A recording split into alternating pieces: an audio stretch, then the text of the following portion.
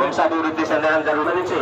మీకు తోచినంతగా మీరు ఎంతమందికి అన్నదానం చేయగలరో దానికి సంబంధించిన విలువ అయిన డబ్బు కానీ ధన ధాన్య వస్తు రూపంలో ఏ రూపంలో అయినా సరే మీరు మన అందరి పైన శ్రీ శ్రీ ఏకశిల అభయాంజనేయ స్వామి గారి శుభాశీస్సులు ఉండాలని మరీ కోరుకుంటున్నాను.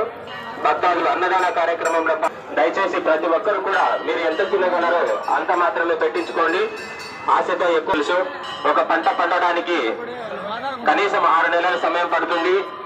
కాబట్టి ప్రతి ఒక్కరూ అన్నం పరబ్రహ్మ స్వరూపంగా మీరు మనస్ఫూర్తిగా భుజించి ఈ యొక్క శక్తి సామర్థ్యాలతో అందరూ కూడా సుఖంగా ఉండాలని కోరు భక్తాదులకు అడ్డంగా పెట్టకుండా స్వామివారికి ఇరువైపులా చాలా ఖాళీ ప్రదేశం ఉంది.